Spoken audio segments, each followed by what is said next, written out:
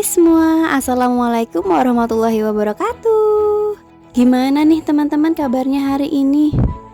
Semoga sehat dan juga rezekinya lancar ya, amin. Selain itu juga untuk teman-teman yang lagi sakit kayak batuk pilek, ini kan lagi musimnya ya. Semoga lekas sembuh dan juga bisa ceria kembali. Buat teman-teman yang udah nonton videoku, terima kasih banyak ya. Dan juga untuk teman-teman yang baru nonton dan juga join, salam kenal. Jangan lupa di subscribe ya, biar aku makin semangat untuk sharing mengenai budgeting dan juga keseharian aku. Nah teman-teman, hari ini aku mau evaluasi budgetingku di bulan Agustus ya. Jadi di sini aku membedakan antara cash dan cashless. Kalau untuk cash ya seperti bulanan, mingguan, gas dan galon, keperluan anak, jajan, iuran sampah, kebutuhan sosial, darurat dan lain-lain. Sedangkan untuk cashless ada iuran komplek, wifi, BPJS, kemudian uang saku untuk aku dan juga suami, bayar PDAM, listrik dan juga investasi. Setelah aku merekap pengeluaran dari minggu pertama sampai kelima, akhirnya ketemu nih angkanya untuk dievaluasi di akhir bulan. Ternyata ada beberapa yang minus, tapi juga ada yang surplus. Di sini yang minus itu untuk keperluan anak. Terus juga ada belanja bulanan dan juga ada dana lain-lain. Nah, salahnya aku, dan aku memang harus belajar ya, nggak ada uang tak terduga untuk bulan Agustus. Jadi kebutuhan yang tak terduga itu akhirnya ngambil dari budget yang lain. Alhamdulillah untungnya masih bisa di cover dan nggak perlu ambil dana darurat maupun tabungan lainnya. Nah terus seharusnya dari semua rincian ini seharusnya sisa itu 597.500 teman-teman. Tapi uang sisa yang benar-benar real itu 573.000. Berarti ada minus 24.500. Nah, itu dia. Padahal udah nyatet ya, tapi masih aja ada yang kelupaan. Tapi nggak apa-apa, yang penting berusaha untuk tetap nyatet dan gak ada boncos sama sekali. Alhamdulillah. Untuk sisa budget Agustus 2022 memang cukup banyak ya teman-teman. Ada 573.000. Alasannya pertama, karena di bulan Agustus ini ada bapak ibu mertuaku tinggalnya sebulan. Nah, untuk biaya membeli sayur mayur dan lauk pauk memang sudah di cover. Mereka kalau nginep itu emang lama sebulan dan mereka pasti yang belanja, walaupun kami gak pernah nyuruh dan gak pernah minta. Alhamdulillah itu adalah salah satu rezekiku bisa mendapatkan mertua yang baik dan juga pengertian ya teman-teman. Setelah selesai evaluasi, nah ini aku mau masukin nih uangnya ke saving challenge-ku. Jadi aku itu punya daftar saving challenge. Jadi gak asal-asalan teman-teman. Jadi ada yang pertama yang sangat urgent, itu ada lebaran, tahun depan, logam mulia, pendidikan anak, juga liburan. Kemudian ada challenge-nya nih untuk mengumpulkan receh 2.000-an dan juga 3 juta. Kemudian untuk mini sinking fund-nya cukup banyak ya teman-teman. Ada 7 mini sinking fund. Jadi ini gak harus semuanya diisi, semampunya aja dan jangan sampai memaksakan keadaan. Di akhir bulan Agustus ini aku bisa saving logam mulia 100.000. Alhamdulillah. Pengennya sih 150.000, tapi karena memang aku bagi-bagi jadi ya udah 100.000 dulu aja, karena memang nggak memaksakan ya, nggak harus buru-buru selesai. Kemudian untuk lebaran, nah ini penting banget teman-teman, apalagi yang nggak punya THR. Jangan sampai nanti pas udah lebaran itu bingung ya, malah ngutang sana sini hanya untuk lebaran, beli baju dan lain-lainnya. Makanya kita bisa persiapkan dari sekarang.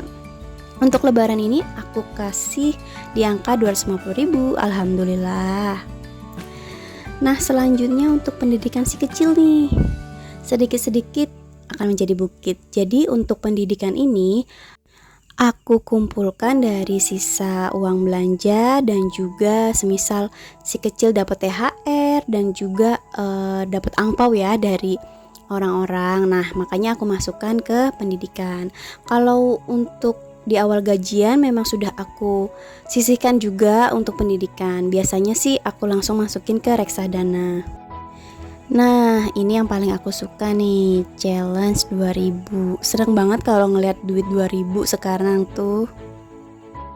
Karena walaupun receh, kalau dikumpulin itu bisa jadi ratusan ribu. Aku udah buktiin sendiri, walaupun aku ngumpulinnya juga santai, tapi bisa loh. Aku tuh ngumpulin 220.000 deh kalau nggak salah kemarin. Makanya aku ketagihan banget. Akhirnya sekarang aku mau ngumpulin nih biar jadi 500.000. Nah, buat teman-teman yang masih susah nabung ataupun bingung mau nabungnya mulai dari mana, coba deh kumpulin recehan mulai dari 2000. Bisa loh nanti kekumpul terus jadi banyak. Kadang orang itu mikir, aduh aku tuh gak bisa nabung, karena yang mereka pikir kalau nabung itu harus nominalnya besar. Padahal nabung dari nominal receh itu menurutku udah penting banget, dan itu mengajarkan kita untuk konsisten menabung. Terus juga kita mau berhemat, dan juga kita tuh punya tujuan loh untuk nabung ini, makanya kita berusaha. Cuma untuk nabung itu gak bisa ujuk-ujuk terus langsung goals, langsung bisa ngumpulin 500.000. Kita tuh harus sabar, harus konsisten. Jadi gak usah keburu-buru, santai aja, gak usah sampai insecure sama tabungan orang lain. Terus juga bingung gitu ya, kok tabunganku lama banget sih goalsnya. Dan nabung itu memang bukan untuk kaya. Kalau memang mau kaya, ya mulai dari sekarang kita nabung sedikit-sedikit, terus kita investasikan deh, ya nggak teman-teman? Oh iya teman-teman, aku sampai kelupaan. Jadi karena aku memang masih belajar tentang budgeting, aku ini masih kurang dalam mengevaluasi budgetingku di akhir bulan.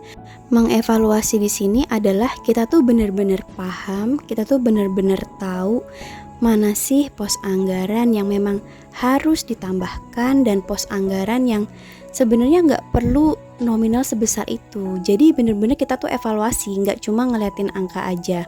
Jadi kedepannya di bulan-bulan berikutnya bisa kita ubah dengan baik. Contohnya nih, di bulan Agustus kemarin aku itu cuma menganggarkan Rp150.000 untuk keperluan si kecil.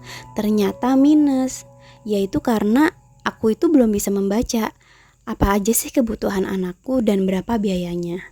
Soalnya anakku itu memang nggak minum sufor, dia masih full ASI.